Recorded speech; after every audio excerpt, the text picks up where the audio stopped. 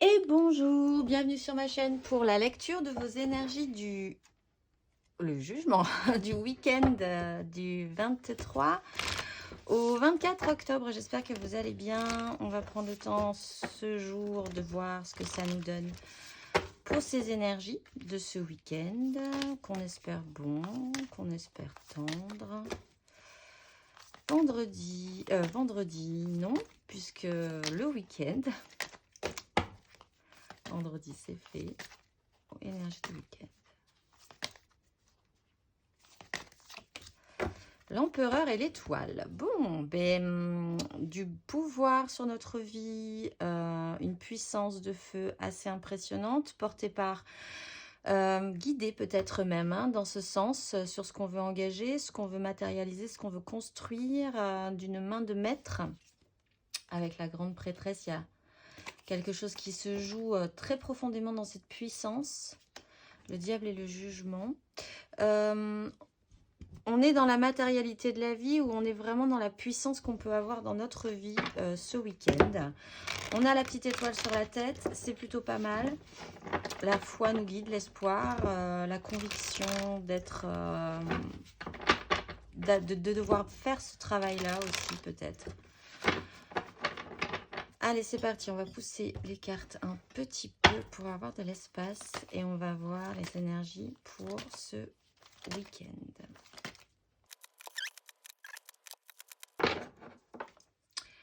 Roi de denier. Alors, on va faire de la place. On va mettre l'empereur à côté de sa petite étoile. Ça lui portera bonheur. En tout dès qu'on a le roi de denier, on va replacer les cartes. Nous avons as de denier, 10 de bâton, grande prêtresse. 9 de denier, de manière centrale, on a la force, la maîtrise, le contrôle, la 8 d'épée, la haute fortune et le monde. Nous avons donc 1, 2, 3, 4. 4 cartes majeures. Un bon et gros week-end pour travailler cette énergie de l'empereur. De manière centrale, donc nous avons la force. Ça peut être positif parce qu'on peut vraiment essayer de maîtriser la situation, de se contrôler soi-même, de voir que tout ce qui est en train de se passer, on arrive à bien le gérer. On ne part pas dans les excès, on est réceptif suffisamment à ce qui se passe à l'intérieur de nous, autour de nous, à vraiment comprendre quel rouage ça met en place, sur quoi ça appuie, sans partir dans un stress absolu, sans partir dans des craintes absolues, sans partir non plus trop dans des grands envolées. Du coup, ça permet de bien contrôler la situation. Une nouvelle opportunité se présente. C'est potentiel, donc toujours la question de l'as de denier, est-ce qu'on va la saisir, est-ce qu'on va pas la saisir? Ça se présente, en tout cas c'est déjà pas mal, et c'est matérialisable dans votre vie, et dans ma vie aussi, puisque c'est des énergies générales, donc je fais partie du lot. Cette 10 de bâton, il y a un poids quand même, donc soit cette opportunité se présente pour vous permettre de relâcher vraiment une pression au niveau de vos désirs, de ce que vous portez un petit peu comme un fardeau depuis un certain temps, même si vous l'avez voulu, même si vous l'avez désiré, ça commence à être un petit peu usant, un petit peu fatigant là. Une nouvelle opportunité se présente. Il y a quelque chose qui se joue de manière étouffée dans cette situation-là, caché. On ne dit pas les choses et pourtant il se passe des choses par rapport à ça. La force est en train de contrôler le matériel de notre vie et une espèce d'emprisonnement, de blocage, d'auto-blocage même mental. Là, il y a un petit souci, je pense, sur la notion de contrôle. Alors, la force, elle peut avoir effectivement un côté très positif, mais si on est dans l'hyper-contrôle, ça peut vous amener à un blocage parce que vous ne voulez plus du tout exprimer aucune émotion, parce que vous sentez bien que de toute façon, comme vous êtes tendu physiquement avec une 10 de bâton, si en plus vous vous mettez soit à vous énerver, soit à rire, soit à avoir peur, soit à avoir toutes les émotions qui peuvent vous traverser, ça va vous demander trop d'énergie. Vous allez en plus du coup perdre l'objectif et l'énergie suffisante pour déjà porter cette comme un gros caillou là, comme une espèce de gros rocher que vous portez sur votre dos. Si en plus votre émotionnel vous déstabilise, c'est un peu compliqué. Donc vous auto-bloquez le mental. Alors à l'excès, ça peut être un peu problématique parce que du coup, on n'a plus accès à l'émotionnel, à des signaux qui peuvent être intéressants aussi. Si on a peur, c'est qu'il y a une bonne raison d'avoir peur, c'est que ça réveille quelque chose en nous. Si on est énervé, pareil. Si on a le cœur qui bat très vite, pareil. Voilà, ces sensations-là, ces émotions-là peuvent être auto-bloquées. Donc voilà, petit aparté, faites un petit peu attention à ça. Ceci dit, on est à la recherche de notre 9 de denier, on veut notre confort, on cherche notre satisfaction ressentie, concrète et matérielle. Encore une fois, ça tombe bien, il y a, un as de denier qui se présente. Quelque chose se modifie, on l'avait vu pour les énergies de vendredi, je crois. Il y avait la roue de fortune qui se mettait en place, ça bouge. Donc, on est dans cette grande roue, ça se remet en mouvement. Il y a une idée avec la grande prêtresse et la 7 d'épée d'essayer de faire les choses à couvert, de manière un tout petit peu subtile. Notre mental aussi, quoi qu'on essaye de maîtriser, peut quand même arriver à trouver des chemins pour appuyer là où il faut que ça appuie pour vous faire réagir. Quelque chose se modifie, ceci dit, aussi par rapport à une façon d'agir à couvert ou d'un mental un petit peu malicieux, que ce soit votre propre mental qui vous joue des tours ou des gens qui jouent un petit peu avec vous, ou une façon de faire un petit peu par les chemins de traverse, sans ça que se voit, etc. Là, il y a une finalité avec le monde, et il y a quelque chose qui devient plein, qui s'arrête, parce qu'on ne peut plus rien mettre dedans, et on va peut-être pouvoir passer à autre chose, finalement, aussi. On va aller voir. Cet as de denier amène la fin d'un grand cycle, la fin de quelque chose qui est plein, qui est rond, entier, et l'annonce d'un nouveau départ. Alors, on va aller voir émotionnellement ce que ça nous donne. Je vais les mélanger là parce que sinon, hop, on va pas s'en sortir. C'est parti.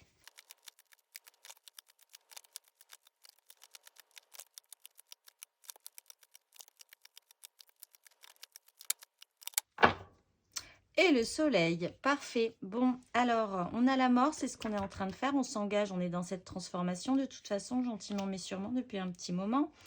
On continue à la travailler, on sait qu'on est dedans, quoi qu'il en soit. On finit avec la 8 de bâton. Tout à coup, ouf, ça avance. Excusez-moi, je tousse, un petit peu enrhumée. De manière centrale, nous avons la 2 de coupe. Donc c'est super parce qu'on est dans l'émotionnel, ça tombe bien. Il y a une vraie connexion avec quelqu'un, les relations sincères. Juste la vraie bonne relation avec quelqu'un d'autre. En plus, on a la 6 de denier, il y a un échange qui là se réopère et se fait, c'est très équilibré. La 4 d'épée nous explique qu'il y a un apaisement, qu'il y a un temps de guérison après des difficultés passées. On peut enfin se poser, souffler, respirer et calmer notre mental aussi.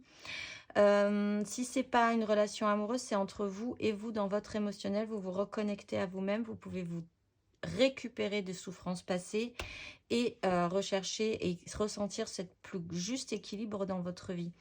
Il y a un engagement qui est clair, net, que ce soit entre ces personnages-là, donc dans une relation amoureuse ou entre vous et vous, un engagement de votre désir, quelque chose qui vous libère. Il y aura vraiment ce week-end cette sensation de... Ouf, eh bien, allons-y, c'est reparti en fait. Que vous vous reconnectiez avec vous-même et que vous ressentiez enfin cette reconnexion, que vous sentiez que vous êtes bien connecté à quelqu'un d'autre. Vous redevenez apprenant avec vos désirs. Cet engagement, cette relation avec vous ou avec quelqu'un d'autre allume la lumière sur ce que vous voulez désirer, expérimenter. Et ensuite, il y a peut-être beaucoup de communication, mais en tout cas une fluidité des énergies. Une fois que vous avez engagé l'énergie de cet ermite, hop, on prend cet ermite. C'est peut-être un peu brutal pour lui, on le monte sur une vague et c'est parti. Avec sa compréhension intérieure, sa réflexion, son temps de récupération nécessaire dont il a eu besoin pour allumer, faire sens sur quelque chose d'important. Et là, ça serait potentiellement sur ce que vous voulez expérimenter vers vos nouveaux désirs. Vous êtes relancé avec le soleil, le cavalier d'épée. Cette 3 d'épée, mais qui est beaucoup moins importante, je pense, pour vous, parce que vous avez la force, vous avez l'énergie de l'empereur, vous avez l'étoile, vous avez la 2 de coupe qui est vraiment centrale. On va aller voir concrètement ce que ça nous donne, matériellement.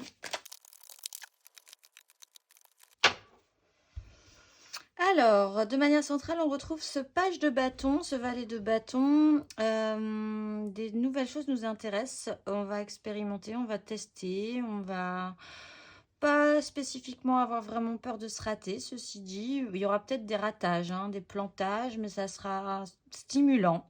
Quand bien même les choses ne fonctionnent pas tout à coup du premier coup, c'est quand même stimulant. On a cette énergie du roi de coupe. C'est l'énergie qu'on transforme, hein, de toute façon. Cette capacité, cette maturité émotionnelle, ce sens aigu, précis de ce que peut fournir votre émotionnel, de la valeur qu'elle a, de l'importance qu'elle a. Ça reprend aussi cette idée de maîtrise et de contrôle de son émotionnel. Dans un sens positif, on peut l'envisager. Il y a des projections mentales en dos de deck. Avec la mort, il y a une transformation et on arrive à notre 9 de denier et on retrouve le cavalier d'épée qui donne aussi cette énergie vive d'un coup sec. Donc, ce roi de coupe est en plein de travail, en pleine mutation. Matériellement, il peut y avoir un personnage aussi dans votre vie, puisqu'on est dans le concret et le matériel, qui représente ça, cette maturité émotionnelle, ce sérieux émotionnel, cette capacité à comprendre ce qui est en train de se passer, à savoir exprimer les choses quand il faut les exprimer, à se taire quand il faut se taire, ce contrôle quand même émotionnel. Il y a possiblement par rapport à un engagement des désirs, encore un tout petit peu un blocage. Ce qui reprend cette idée de contrôle de la force qu'on a de manière centrale ce week-end. Il faudra arriver à maîtriser ce contrôle sur nous-mêmes qui pourrait devenir un hyper-contrôle et du coup un hyper-contrôle qui pourrait venir gripper la machine. Quoi qu'il en soit, avec le chariot, il y a quelque chose d'assez libérateur avec le fou, de triomphal aussi. Quand même, on sent qu'on a rassemblé les éléments importants pour comprendre cette histoire-là. Et on peut vraiment remonter dans une action positive. Ce valet de bâton, il est entre la 9 de bâton et la 8 de coupe. Encore un petit peu la crainte qu'avec les désirs, comme on est réapprenant, on ne sait pas trop si on va y arriver, mais on est quand même stimulé positivement. On a le courage d'y aller, on a le courage de continuer de persévérer dans cette voie et émotionnellement, on est quand même donc toujours dans cette transformation. On sait bien qu'il faut aller chercher notre 9 de coupe, donc abandonner une 8 de coupe. On est quand même toujours dans cette bascule émotionnelle. Il se passe vraiment cette bascule émotionnelle intérieurement dans les énergies en ce moment. La 3 de denier, c'est une collaboration. Alors là, matériel et ressenti, parce que sinon, on n'a pas beaucoup de deniers. Hein, ceci dit, encore dans le matériel et le ressenti.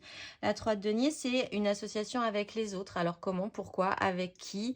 Est-ce que ça peut être enrichissant? Est-ce que ça peut vraiment être nourrissant? Apporter quelque chose aux uns et à nous-mêmes, aux autres et à nous-mêmes en fait. Il y a cette réflexion-là. On retrouve la 4 de bâton qui engage quand même des désirs. Encore une fois, on l'a 2 fois. Il peut y avoir dans le matériel un moment, un instant d'engagement célébré en fait. Hein. Ça peut être une fête, une cérémonie, un rassemblement qui permet d'engager quelque chose de fort.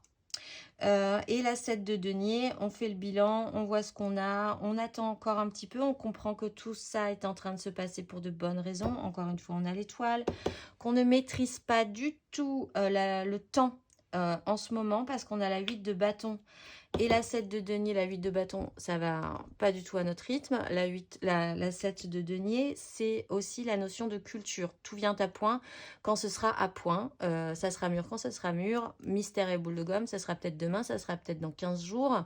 Mais on sent que ça va produire quelque chose. Il faut être patient. Donc, il y a quand même cette notion de patience à envisager. Et il y a du coup, pendant ce temps-là, faites le point, travaillez vos valeurs, travaillez vos outils, travaillez ce que vous voulez garder pour la suite et ce que vous devez, comme on est encore dans une phase de transformation, évacuer. Il y a un temps de récolte aussi. Pour certains, vous avez déjà récolté 2-3 choses importantes pour pouvoir évaluer comment va se poursuivre votre récolte pour la suite. On va aller voir les conseils sur ces énergies-là, qui sont, ma foi, assez positives.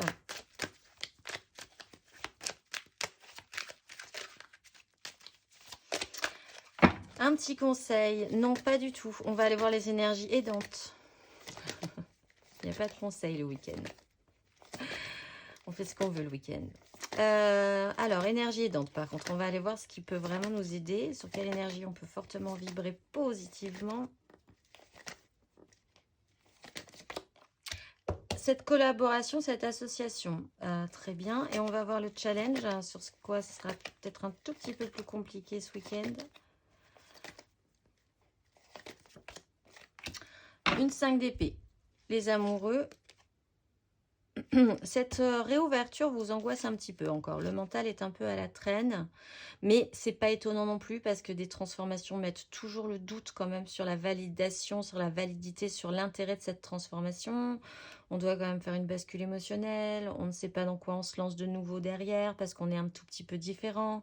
Donc forcément le mental, voilà, tire un peu en disant non, non, non, non, non. Et en même temps, vous, on voit que vous êtes déjà quand même réactionné. Donc faites-vous confiance, hein, ça reprend l'énergie du fou, la grande prêtresse. Il y a un truc qui n'a pas marché. Il y a vraiment un truc qui n'a pas marché, vraiment, précédemment. Et là, la vie vous dit, mais ça n'a pas marché, mais tu vas voir que ça va marcher. Tu t'y attendais plus. Ça fait un peu ça. Tu ne t'y attendais plus. Et bien, surprise. Donc, la 3 de denier. Et alors, mais du coup, surprise. C'est-à-dire que vous ne saurez pas finalement à quoi ça va ressembler.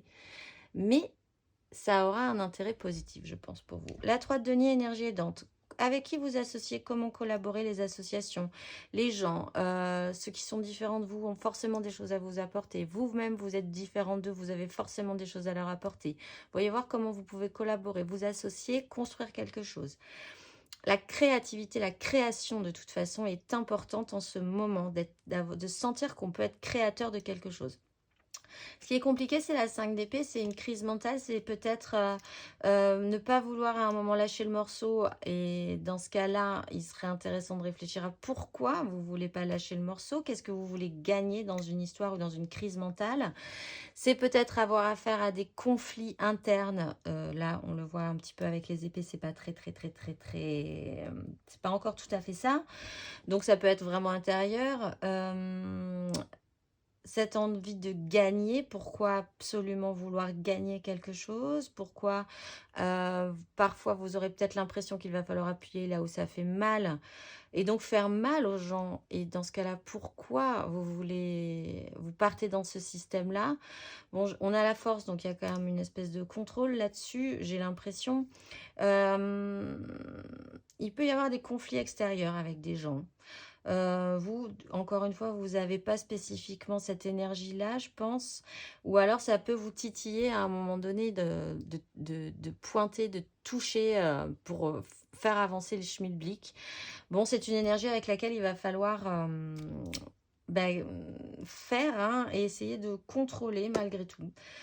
Si vous avez l'impression par contre que vous avez vraiment raison sur un sujet et que personne ne vous donne raison sur ce sujet-là, il vous est peut-être aussi demandé quand même d'arriver à cette victoire et de faire comprendre aux gens que si, vous avez raison.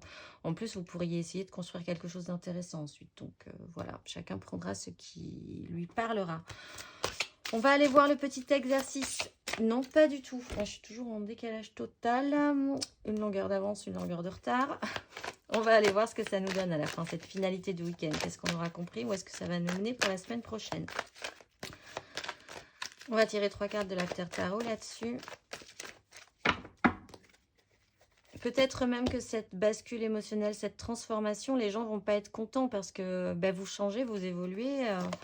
Du coup, c'est un peu surprenant. Ça peut mettre les gens en colère, peut-être aussi, hein. Ça peut réveiller chez eux de la peur, de la crainte. Voilà, ces énergies un peu négatives. On va aller voir ce que ça nous aura appris. Où est-ce qu'on va aller à la fin de ce week-end? La reine de denier.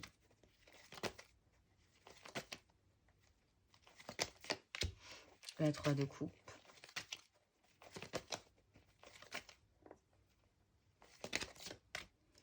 Ah la 5 d'épée, le retour. Et il y a 3 fois le cavalier d'épée en dos de deck. Hein. La maison Dieu. On dépose notre fardeau. On a toujours cette 2 de coupe qui est trop mignonne avec la 3 de bâton. Nous, on projette toujours des choses très positives. Et il faut se faire sa place, il faut se faire son nid, il faut se faire de l'espace en fait. J'ai l'impression qu'on se bat pour récupérer un espace confortable, où on est bien, où on sait qu'on va être bien, que ça va bien le faire. Et il faut peut-être lutter pour ça un tout petit peu, pour étirer un peu notre espace.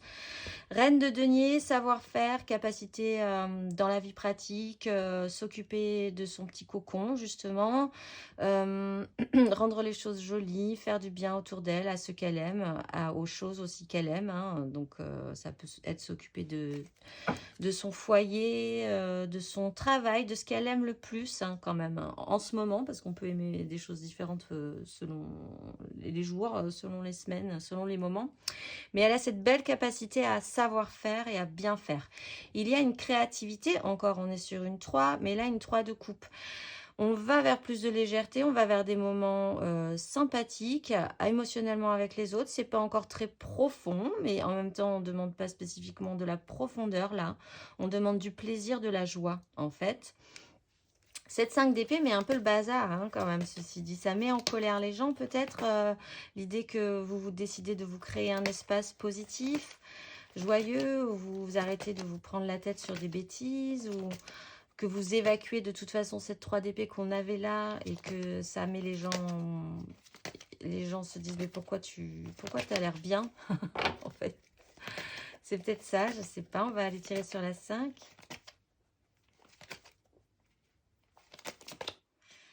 Oui, il y a quelque chose. Vous déconstruisez quelque chose, donc ça peut provoquer des réactions bizarres chez les gens. Vous êtes étonné de voir qu'ils ne sont pas super contents pour vous, peut-être. Oui, parce que vous changez de valeur, vous changez de façon de faire, vous changez de façon d'être. Bon, pas de panique, hein. Vous verrez bien ce que tout cela va... Vous allez récolter, et puis ce que les autres vont récolter dans cette situation, ceci dit. Bon, vous partez vers la 10 de coupe, bah oui, vous partez vers la 10 de coupe, la 9 de coupe, la 9 de denier. Vous voulez du confort, vous voulez du bien-être, vous voulez de la joie, vous voulez de la créativité. Donc, vous êtes en train de vous modifier par rapport à ça, et ça peut peut-être paraître... il y a des gens peut-être qui ne comprendront pas. Donc, ben voilà, il y a cette petite crise. Mais du coup, ça peut aussi vous mettre en crise vous-même, par rapport à ce qui se passe. C'est pas grave, c'est une déconstruction, mais c'est une déconstruction de vos valeurs, de la valeur des autres, d'un truc très officiel, très cadré. On sort pas du moule, etc., etc. Bon, c'est cette déconstruction-là qui est en train de se faire. Bon, voilà, écoutez, on verra la suite la semaine prochaine. On va aller voir le petit exercice de ce week-end si vous avez l'énergie, l'envie, la... Alors, il y en a 2 qui sont tombés, c'est tolérance et prise de conscience. Je ne vais pas les prendre, mais les mots-clés sont peut-être importants. Petit exercice pour la géométrie sacrée de ce week-end si vous avez l'envie. La conception, mais c'est très bien parce qu'on est quand même dans la 3, donc ça tombe bien, même si là il y en a 4. Et en dos de deck, j'ai la conscience.